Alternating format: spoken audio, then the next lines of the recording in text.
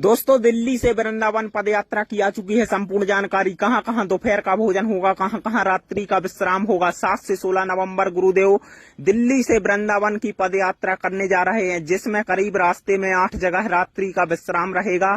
आइए हम आपको संपूर्ण जानकारी देते हैं। 7 नवंबर को मां कात्यायनी मंदिर छतरपुर दिल्ली से प्रारंभ होगी यह पदयात्रा। 7 नवंबर की सुबह अगले पड़ाव के लिए पदयात्रा रवाना होगी और रास्ते में 13 किलोमीटर चलकर पहला स्टॉप जिरखोद मंदिर, ग्राम डेरा भाटी, दिल्ली रहेगा। जिरखोद मंदिर की आप यह तस्वीर सामने देख रहे हैं, यहाँ पर गुरुदेव पहली रात रुकेंगे। यहीं पर रात्रि में भजन कीर्तन की प्रस्तुति की जाएगी। दूसरे दिन की पदयात्रा 8 नवंबर की सुबह सूरज की पहली किरण के साथ यहाँ से रवाना हो जाएगी और यहाँ से करीब आगे 7 किलोमीटर चलकर दोपहर का भोजन मेडिकल कॉलेज में होगा। करीब 2 घंटे मेडिकल कॉलेज में रेस्ट लिया जाएगा और यहाँ से फिर से पदयात्रा चलेगी। तो रात्रि का विश्राम दशहरा मैदान फरीदाबाद में किया जाएगा। यह पदयात्रा करीब 13.5 किलोमीटर की रहेगी। अगले दिन तीसरे दिन की पदयात्रा 9 नवंबर को सुबह 8 बजे से अगले पड़ाव के लिए फिर से रवाना हो जाएगी और दोपहर का भोजन रास्ते में दोपहर का भोजन बल्लभगढ़ मंडी में होगा।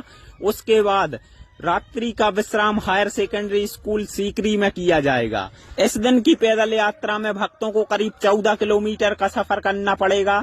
14 किलोमीटर चलने के बाद रात्रि विश्राम करेंगे और अगले दिन चौथे दिन की पदयात्रा 10 नवंबर को सुबह फिर से प्रारंभ होगी और करीब 7 किलोमीटर चलकर दोपहर का भोजन प्रथला लूथरा में होगा, जो ग्राम प्रथला के नाम से जाना जाता है। यहाँ पर दोपहर का भोजन होगा और आगे चलकर रात्रि का विश्राम धर्मशाला में होगा, पलवल में।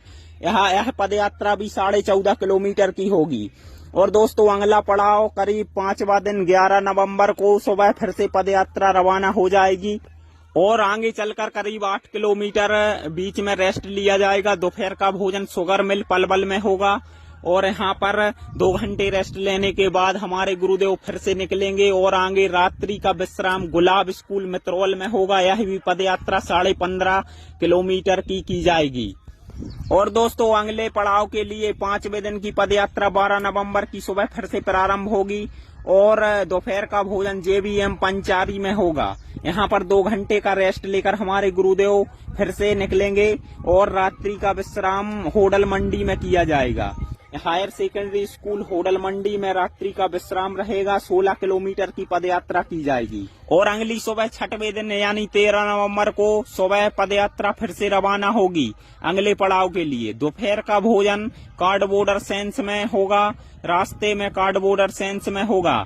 उसके बाद आगे चलकर रात्रि का विश्राम कोसी मंडी में किया जाएगा। यह भी पदयात्रा 15 किलोमीटर की रहेगी।